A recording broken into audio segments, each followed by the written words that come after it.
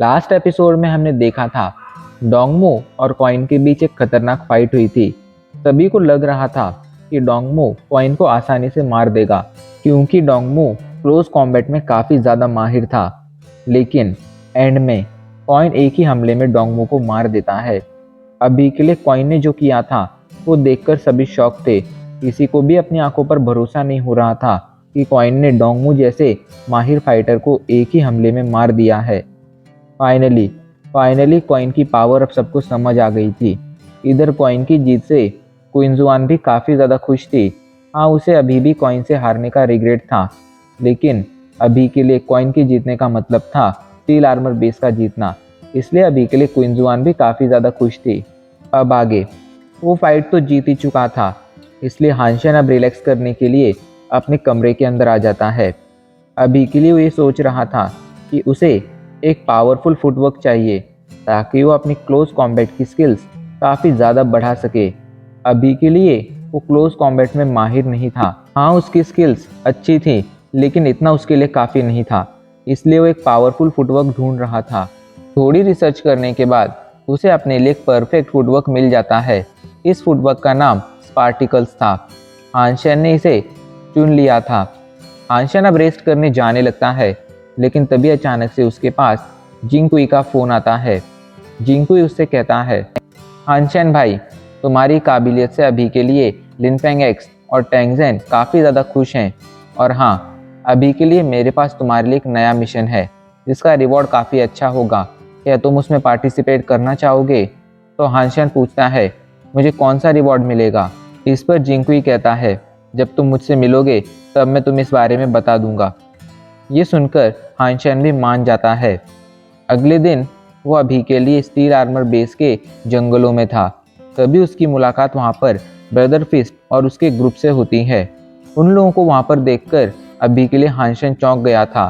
असल में जिंकुई ने उसे बताया था कि उसे अभी के लिए स्टील आर्मर बेस में जाकर कुछ लोगों की शिकार में मदद करनी है और बदले में उसे एक म्यूटेंट रैंक की सवारी मिलेगी। इस वजह से हानशन इस डील के लिए मान गया था, क्योंकि उसे सच में एक म्यूटेंट रैंक की सवारी की ज़रूरत थी। लेकिन जब उसने देखा कि ये मिशन किसी और ने नहीं बल्कि ब्रदर फिस्ट ने रखा है, तो अभी के लिए वो थोड़ा शॉक हो गया था। इधर ब्रदर फिस्ट भी हानशन को वहाँ पर देखकर काफ़ी ज़्यादा शॉक था। उसे नहीं लगा था जिंकुई जिस पावरफुल बंदे की बात कर रहा है वो असल में हानशन होगा, जो पूरे स्टील आर्मर बेस में उसकी कमजोरी के लिए बदनाम है। ब्रदर फिस्ट को अभी के लिए हानशन की काबिलियत पर भरोसा नहीं था, लेकिन उसे जिंकुई की बातों पर भरोसा था। इस वजह से अभी के लिए सबके मना करने के बावजूद उसने हानशन को एक मौका दिया था खुद को प्रूव करने का। वो सभी लोग मिशन पर निकल जाते हैं। उन्हें एक स्केर्डबेल रैंक के बीस्ट का शिकार करना था। इस बीस्ट की खासियत इसका डिफेंस थी। कुछ दिनों तक आगे बढ़ते हुए फाइनली वो लोग एक गुफा के बाहर पहुंच जाते हैं। ज़्यादा कुछ सोचे समझे बिना वो लोग गुफा के अंदर एंटर कर जाते हैं और एक जगह पर पहुंचने के बाद सभी लोग वहां पर छिप जाते हैं। ब्रदर फिस्ट हानशन को बताता है, अभी के लिए हम यहाँ पर जिस बीस्ट का शिकार करने आए हैं वो देखने में एक आर्मर्ड हीरो जैसा लगता है। वो काफ़ी ज़्यादा पावरफुल है और उसका डिफेंस उसकी खासियत है। इस वजह से उसका शिकार करते वक्त हमें सावधान रहना होगा। और हाँ, उसका शिकार करने के लिए हमारे पास एक ही मौका होगा। अभी के लिए वो यहाँ पर पानी पीने के लिए आएगा, मतलब तुम्हारे पास उसे मारने का एक मौका होगा। तब तुम्हें ज़्यादा कुछ सोचे समझे बिना उस पर एक हमला करना है। और याद रखना, वो हमला तुम्हें उसके पेट पर करना है, क्योंकि उसका पेट उसकी बॉडी का वीक पॉइंट है। इसलिए वहाँ पर हमला कर कर तुम उसे आसानी से मार सकते हो, लेकिन इसके लिए तुम्हें उस तालाब के अंदर काफ़ी देर तक छिपकर रहना होगा, ताकि सही वक्त आने पर जब वो बीस्ट वहाँ पर पहुँचे तब तुम उस पर हमला कर सको। ये कहकर ब्रदर फिस्ट हानशन को अभी के लिए एक ऑक्सीजन सिलेंडर दे देता है। हानशन समझ गया था ये मिशन बिल्कुल भी आसान नहीं होने वाला है, इसलिए वो कहता है, अभी के लिए तुम जिस बीस्ट के बारे में कह रहे हो वो काफ़ी ज़्यादा पावरफुल लग रहा है एंड ऐसे में मैं मुसीबत में पड़ सकता हूँ। इसलिए मैं चाहता हूँ कि तुम मुझे मेरा रिवॉर्ड यानी वो म्यूटेंट रैंक की सवारी पहले ही दे दो। ये बात सुनकर ब्रदर फिस्ट के ग्रुप के लोग काफ़ी ज़्यादा नाराज़ हो जाते हैं, क्योंकि डील के मुताबिक हानशन को सवारी डील कंप्लीट करने पर मिलने वाली थी। मतलब उस बीस्ट का शिकार करने पर मिलने वाली थी। लेकिन हानशेन तो शिकार करने से पहले ही वो मांग रहा था। इस वजह से उसकी ये बात किसी को पसंद नहीं आई थी। लेकिन ब्रदर फिश जानता था कि अगर हानशेन आज यहाँ से भागेगा तो इससे उसकी ही बदनामी होगी और हानशेन ऐसा कभी नहीं होने देगा। इसलिए वो हानशेन को सवारी दे देता है। हानशेन ऑक्सीजन सिलेंडर लेता है और सीधा उस तालाब में जाकर स्टेबल हो जाता है और आर्मडिलो बीस्ट के आने का इंतज़ार करने लगता है। कुछ घंटों बाद फाइनली उसका इंतज़ार खत्म होता है और वो आर्मडिलो बीस्ट वहाँ पर पानी पीने आ जाता है। ये देखकर हानशेन तुरंत जाकर उसके पेट पर अपने एरो से हमला कर देता है। अभी के लिए उसका एरो उस बीस्ट के पेट के अंदर घुस चुका था। अचानक से उस हमले से वो बीस्ट चौंक गया था, लेकिन उसके रिफ्लेक्सेस काफ़ी अच्छे थे। उसने हानशेन पर जवाबी हमला कर दिया था। इस वजह से अभी के लिए हानशेन की चेस्ट पर एक गहरा घाव हो गया था। इधर वो बीस्ट मौका देखकर वहाँ से भागने लगता है। तो ये देखकर ब्रदर फिस्ट और उसके ग्रुप के लोग उस बीस्ट के पीछे जाने लगते हैं। वहीं हानशेन भी किसी तरह खुद को संभालता है और वो भी उस बीस्ट के पीछे जाने लगता है। वो लोग तेजी से अभी के लिए उस बीस्ट का पीछा कर रहे थे, लेकिन तभी अचानक से हानशेन की पावर स्क्रीन पर एक नोटिफिकेशन आता है कि रेड ब्लड आर्मडिलो बीस्ट मारा गया। आपको आर्मडिलो बीस्ट की बीस्ट सोल हासिल हुई है। 0 से 10 जीन पॉइंट्स पाने के लिए उसका मीट कंज्यूम कीजिए। अचानक से इस नोटिफिकेशन से हानशेन ही नहीं बल्कि बाकी सभी भी चौंक गए थे। हानशेन को यकीन नहीं हो रहा था उसके म्यूटेंट रैंक के एक एरो ने इतने आसानी से और इतने जल्दी एक स्केर्ड ब्लड रैंक के बीस्ट को मार दिया है। खैर सच्चाई तो यही थी। यही सोचकर वो लोग उस बीस्ट की तलाश में और आगे बढ़ने लगते हैं। लेकिन जब वो लोग उस बीस्ट के पास पहुंचते हैं तो सभी की आंखें खुली की खुली रह जाती हैं। अभी के लिए एक बड़ी सी चिड़िया उस बीस्ट के ऊपर बैठी हुई थी और उसे खा रही थी। अचानक से उन लोगों को वहाँ पर देखकर वो चिड़िया गुस्से में आ जाती है और वो वाइट कलर की चिड़िया इन सभी पर हमला करने आने लगती है। ये देखकर सभी लोग जान बचाकर भागने लगते हैं, लेकिन वो चिड़िया बहुत ज़्यादा पावरफुल थी एंड अभी के लिए कोई भी उससे बचकर भागने में कामयाब नहीं हो पा रहा था।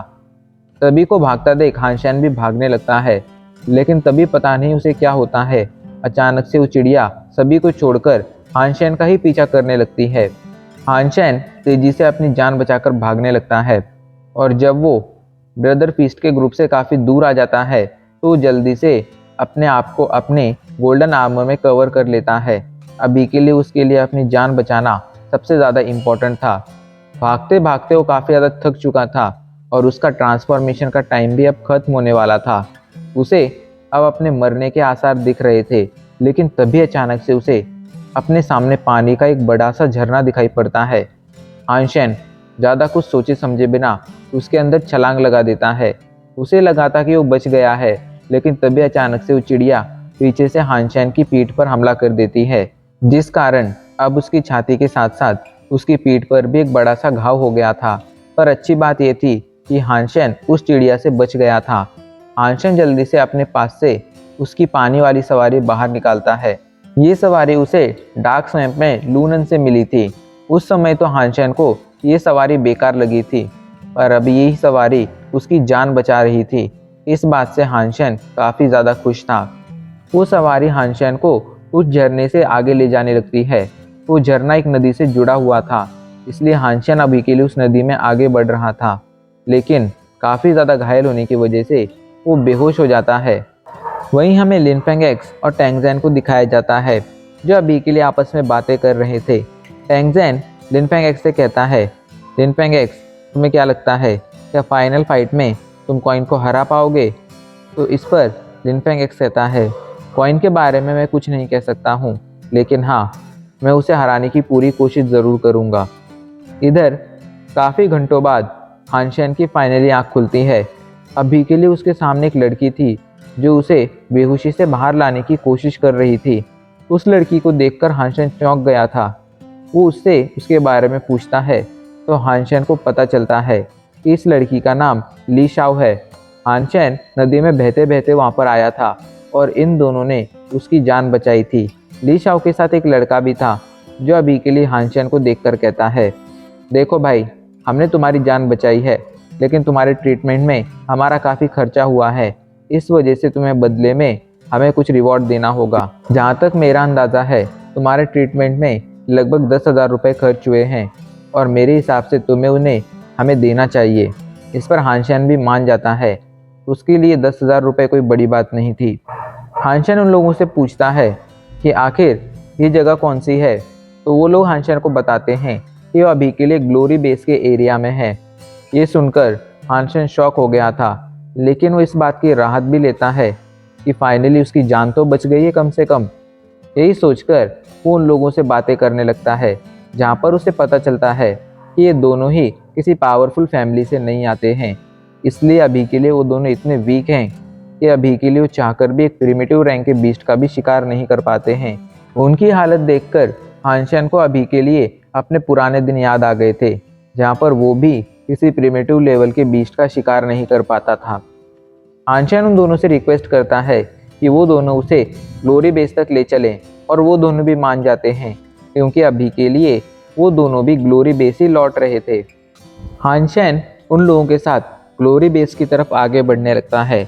उन्हें आगे बढ़ते बढ़ते कुछ दिन हो गए थे। इन दिनों में हानशेन भी काफ़ी रिकवर हो गया था और अच्छी बात ये थी कि इन दिनों में उनका सामना किसी पावरफुल बीस्ट से नहीं हुआ था, वरना उन लोगों के लिए ज़िंदा बचना भी मुश्किल हो जाता।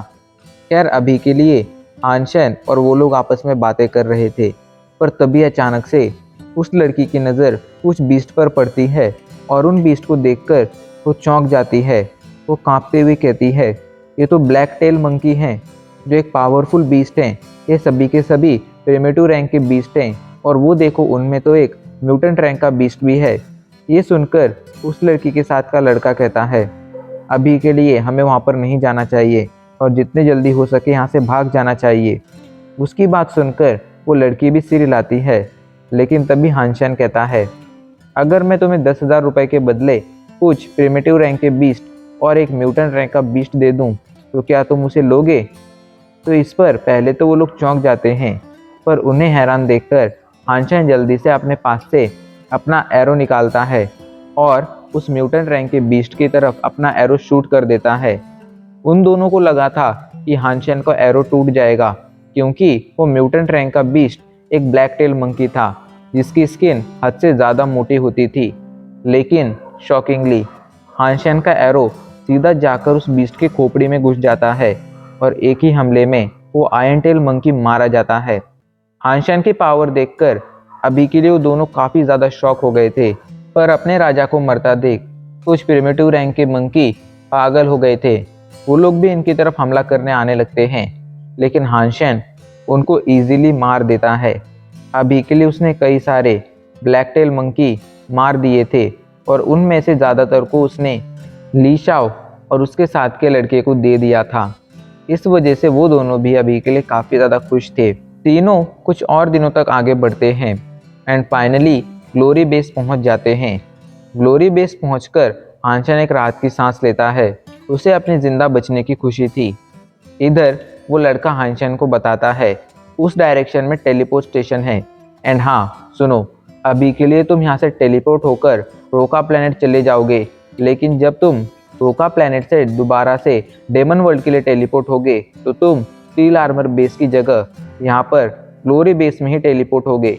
और अगर तुम्हें स्टील आर्मर बेस जाना है तो तुम्हें यहीं से स्टील आर्मर बेस जाना होगा। तुम डायरेक्टली अभी के लिए रोका प्लैनेट से स्टील आर्मर बेस नहीं जा सकते हो। इस बात से हानशेन अभी के लिए काफ़ी ज़्यादा उदास हो गया था, लेकिन जो सच्चाई थी वो सच्चाई थी, जो रूल्स थे वो रूल्स थे और उसे वो रूल मानने ही थे। उन दोनों को बाय बोलकर हानशेन वहाँ से रोका प्लैनेट टेलीपोर्ट हो जाता है।